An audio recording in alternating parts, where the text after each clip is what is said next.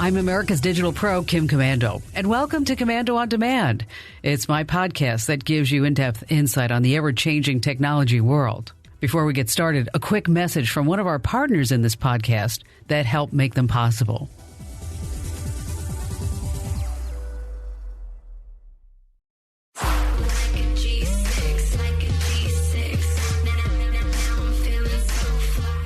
Actually, no, we're not talking about a G6. We're talking about living in a 5G world.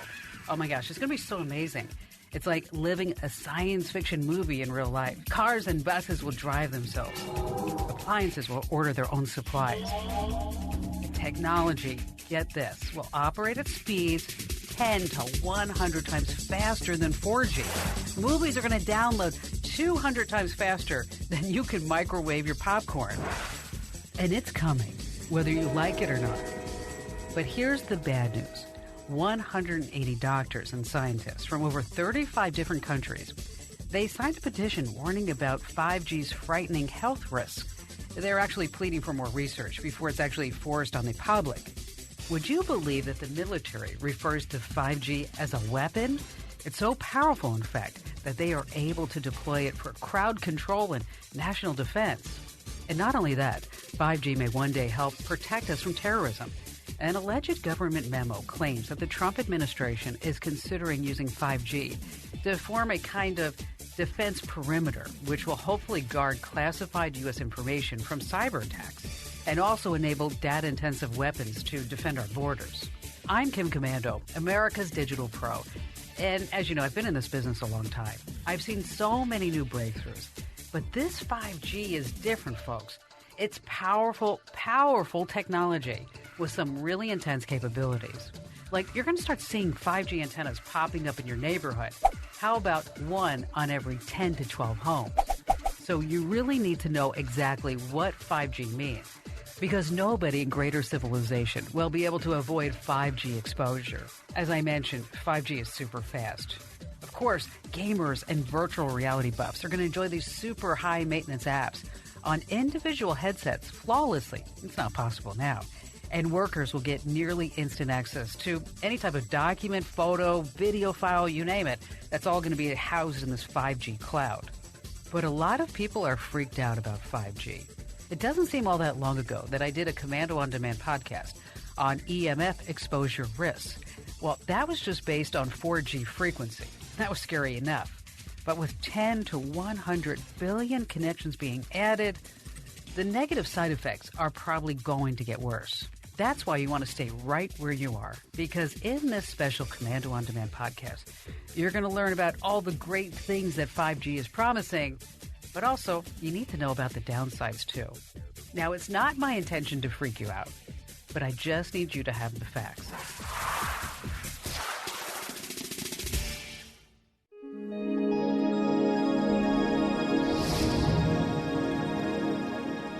Okay, right now, you may not even know exactly what 5G is. You may think it's something that, I'll make my phone work a little better. Sorry to break the news to you, but that knowledge is just not good enough.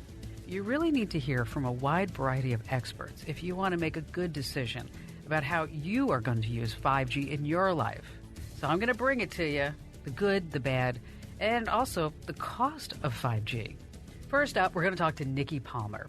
She's a bigwig. She's Verizon Wireless's Chief Network Officer, and she's always happy to talk about this exciting world of 5G. So let's just start at the beginning, Nikki. What exactly does G mean? G means generational, and 4G networks were an amazing improvement over 3G networks. 5G holds the promise to be that and more. I can tell you, our listeners have been around technology for a while. So in a basic tech sense, what can we look forward to with 5G? Massive bandwidth, which will deliver very, very fast speeds. So speeds in the gigabit range. I also think of it in terms of latency. Latency is the responsiveness of your network. Let's go a little bit deeper. Of course, there's always latency and speed issues. What about that? So to take latency into sort of the single-digit millisecond range, which is a tenfold improvement over what current 4G networks do. And without giving us a whole science fiction novel, what do you think is in store for us in the future? What 5G can hold for us is connecting billions of things and having that agility and scalability within the architecture to not just be, one thing here or there, but really billions of devices connecting to a 5G network. Of course, Verizon Wireless is big into technology and cellular networks. And you are the chief network officer for this big corporation. Can you tell us what stage of development you're in right now? We actually have 5G nodes on air right now across the country in 11 locations, and we are testing. I always love to hear Nikki speak. Isn't she amazing? I like that she has the same level of enthusiasm for technology that I do. Now, one thing that she wanted to make sure that I mentioned is the launch of Verizon's new lab section. It's specifically dedicated for 5G and that whole Internet of Things. The Internet of Things allows data to transfer over a network without any human interaction whatsoever. Anyway, Verizon hopes to be the first to launch a 5G fixed wireless broadband solution in the U.S. sometime this year. And before we get to all that, just stay right where you are, because I have to extend a special thank you to our partners in this podcast. They help make it possible. Now, you can't talk about 5G without mentioning Sandra Rivera. She's the vice president of Intel's data center group, and she's also the general manager of Intel's network platforms group. She and her team provide this innovative technology and solutions to the networking industry. Her mission with Intel: to develop improved business expedience and awesome, uninterrupted customer experience. That's her main focus, introducing 5G to the world. Now, hang on to your brains, folks, because she's a pretty technical woman. That's why I love her. But some of you may be like, whoa, what did she just say? You might have to listen to the podcast twice. I'm just warning you, which wouldn't be such a bad thing because you're going to learn so much. So, Sandra, some people are absolutely ravenous for more processing power. That's where we're headed in the future, right? I mean, can we get enough? So when we look out into the future, we see a future that is all about data. We believe that in the next 5 years, over 70% of the human population will have or use a smartphone, and over 90% of everyone over the age of 6 would have some kind of mobile device. But beyond people, the next data revolution in the future is really about the things. In fact, by 2020, we believe that over half of all the data that is generated on the network will come from machines. So how much data are we talking about in the future compared to now? We generate, on average, about 1.5 gigabytes of data per day. But that pales into comparison in terms of what a connected car will generate. A connected vehicle will generate 2,500 times as much data, up to 4 terabytes a day. A connected plane, 5 terabytes a day. And a smart factory, up to 1 petabyte of data per day. And 1 petabyte, for any of you keeping track, is 1,000 terabytes or 1 quadrillion bytes.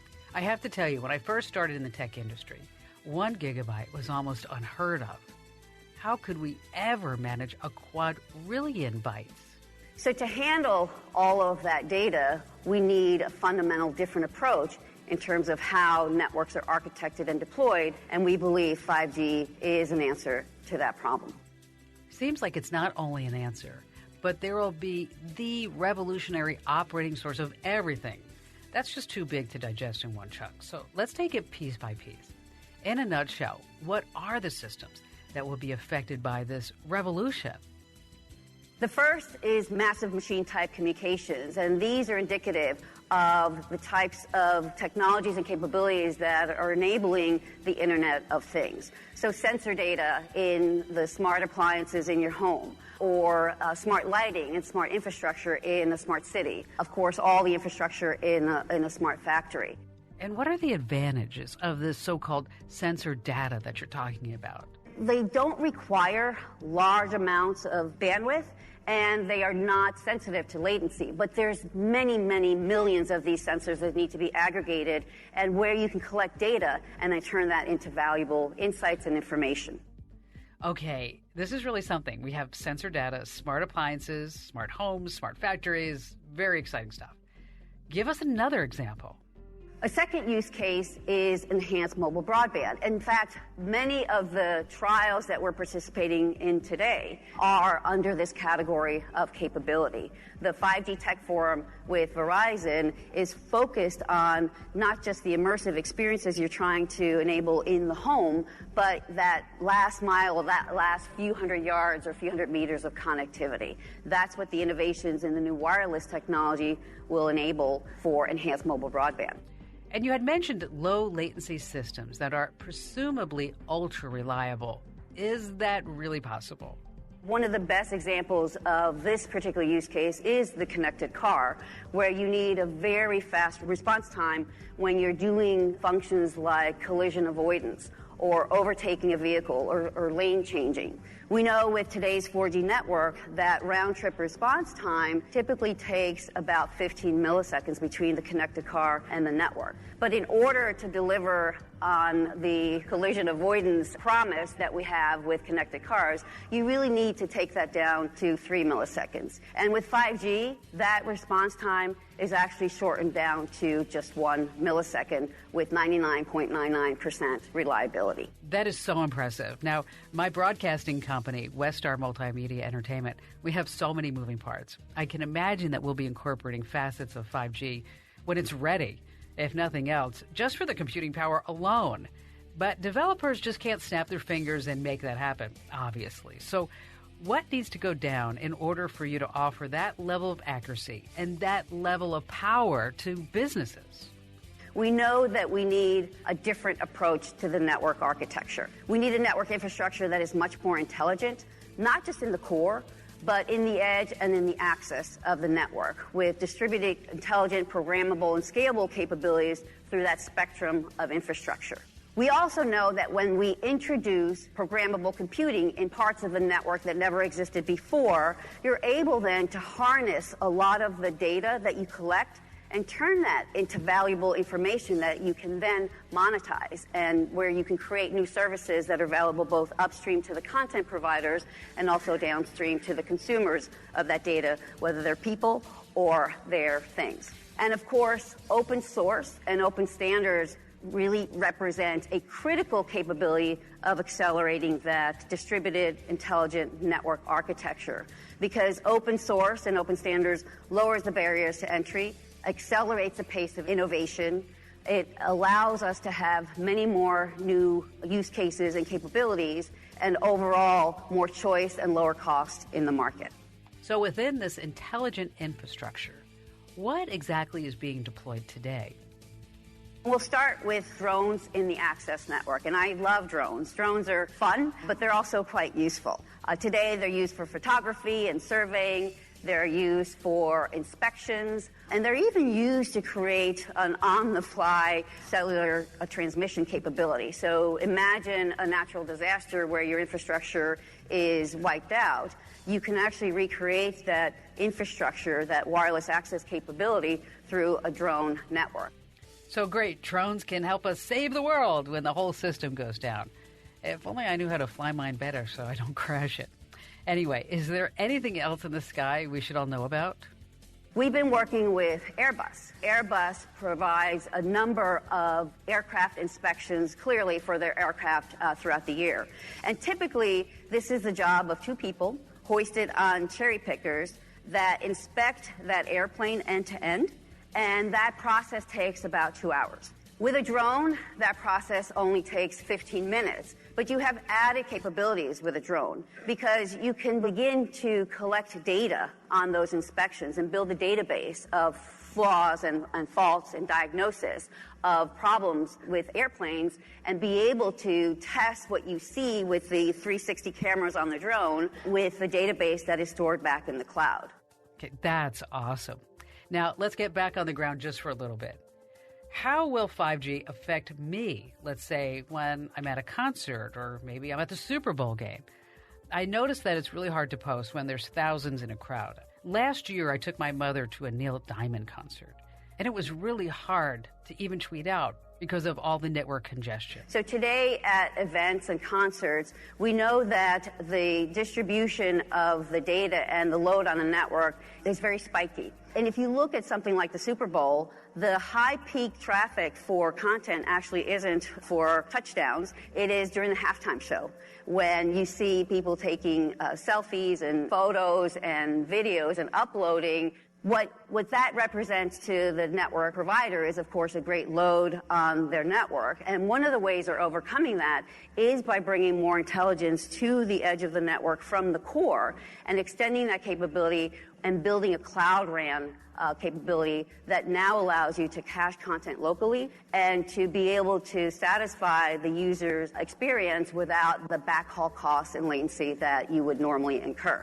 With 5G, that capacity and coverage increases anywhere from 100 to 5,000 times, and it does so in a way that is much more cost effective. Again, bringing that intelligence from the core to the edge, to the access network, and having a consistent architecture by which you deliver these new experiences to all of the users exactly at the same time. I am so looking forward to all that stuff. All right, one last question, because I know that we have a lot of business owners who listen to the Kim Komando Show and the Komando On Demand podcast.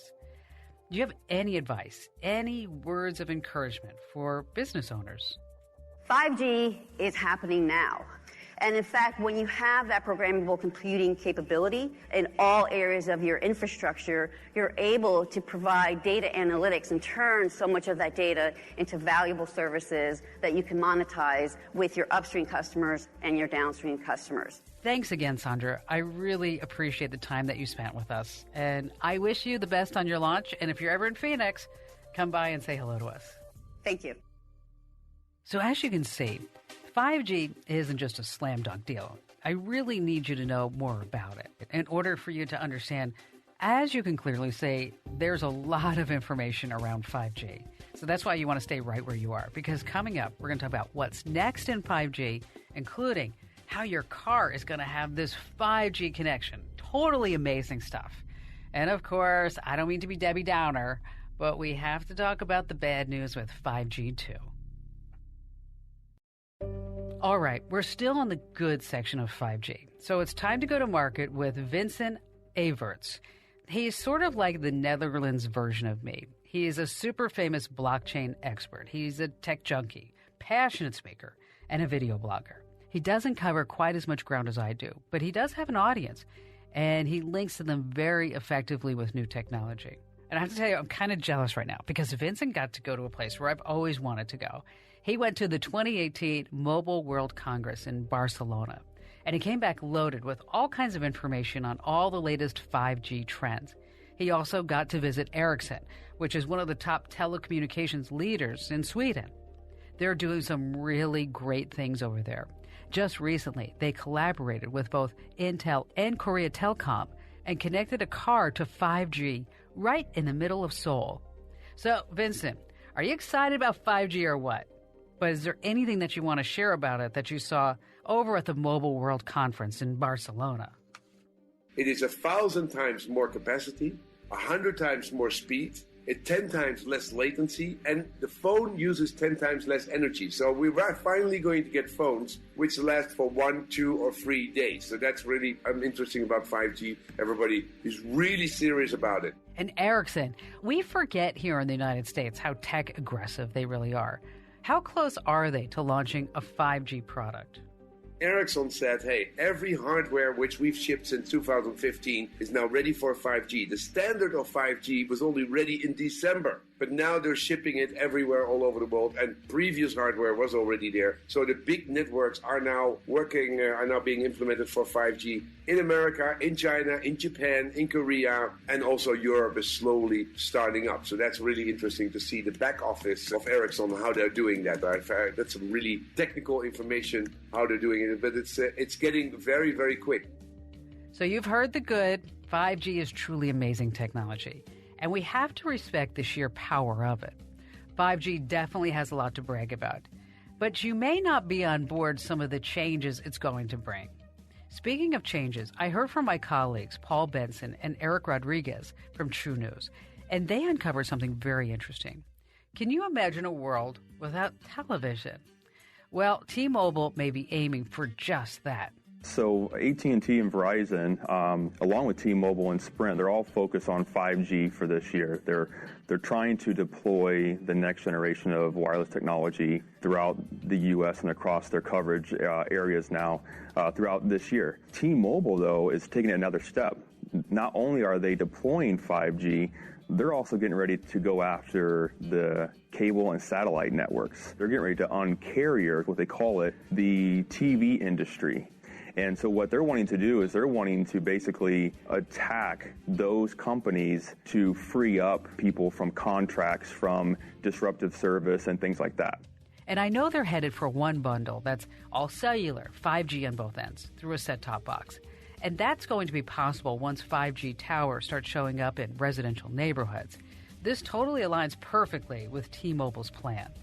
Yeah, they acquired a company called Layer 3. They said that they're a leader in technology when it comes to TV services. Right now, they're only in a small area throughout the U.S., but with this acquisition, they're going to be deployed throughout all of the U.S. And they plan on using their technology, which their set-top box is actually all wireless. Well, T-Mobile is going to incorporate their technology, their cellular technology into this box, and basically you won't be required to have like a coax cable or a phone line ran to it. It will be basically you plug it into your power and you're going to have cellular technology built into this box that can then be distributed throughout your entire house. Their main strategy is to basically take over the television industry by way of your phone. You know, everything is going to be geared towards your phone, viewing from your phone, and T-Mobile is going to take advantage of that. Another thing that sort of makes me go, well, it's all the self-driving cars. I'm not sure if people are going to like that one either. So who's doing what in that arena? Kia is going to be rolling out the Niro, which is a all-electric vehicle, which is featuring driverless technology, as well as GM. GM said that they're going to be making an autonomous car without steering wheels or pedals by 2019. So you're starting to see these massive companies that are making plans, that are already designing these vehicles that require 5G. It just seems like there's no stopping this technology from being rolled out.